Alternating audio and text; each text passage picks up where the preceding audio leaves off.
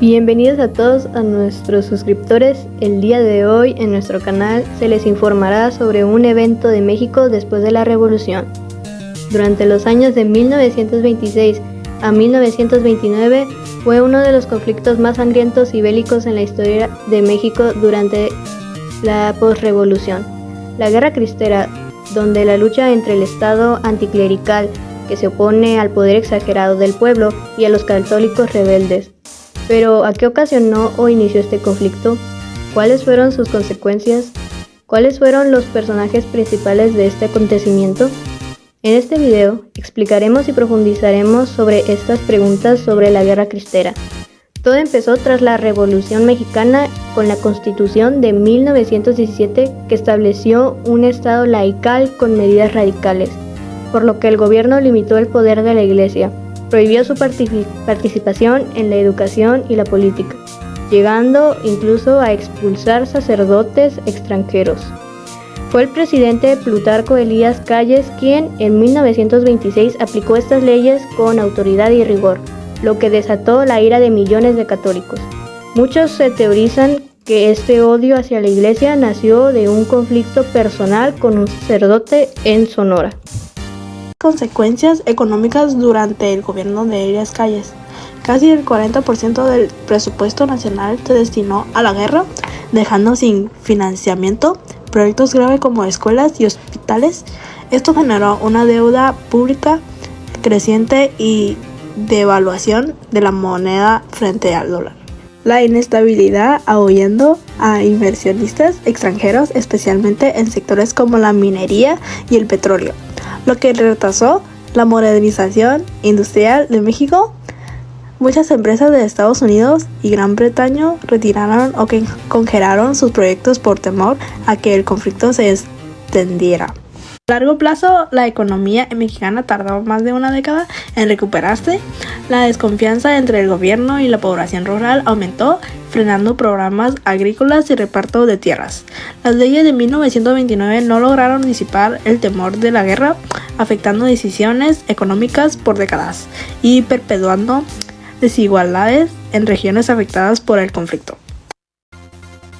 Bueno, yo les voy a hablar un poco sobre el aspecto social, y es que a inicios del siglo XX la mayoría de los mexicanos eran católicos y el papel que tenía la Iglesia era fundamental y recaía mucho sobre la vida cotidiana de los mexicanos.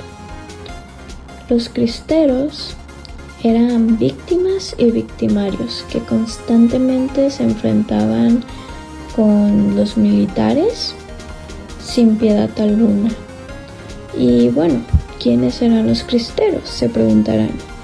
Ellos eran mexicanos católicos y conservadores que con su levantamiento resistieron a la aplicación de la ley de Calles. Y bueno, durante este conflicto muchas personas salieron afectadas. Algunas eran saqueadas, otras llegaron a perder la vida.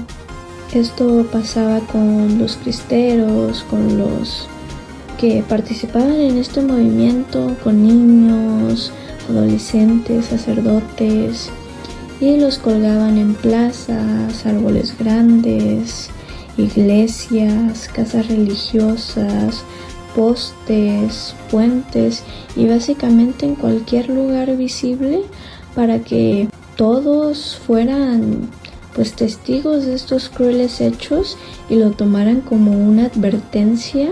Y por otro lado, los expertos coinciden en que los obispos y el gobierno de Calles no se imaginaban del gran impacto que esto causaría, ya que muchas iglesias cerraron sus puertas alrededor del país, y muchos que practicaban la religión del catolicismo tenían la incertidumbre de no saber si iban a poder volver a recibir sus sacramentos.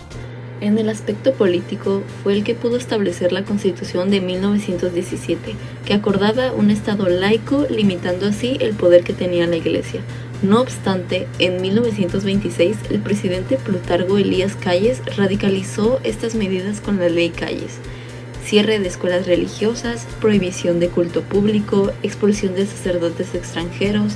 Fue en 1927 que los campesinos y católicos radicales decidieron alzarse en armas, siendo los cristeros los que gritaban «¡Viva Cristo Rey!». Su lucha se concentró en Jalisco, Michoacán y Guanajuato. Para culminar con este video, aprendimos que la guerra cristera fue un conflicto que deja más que tragedia e intolerancia.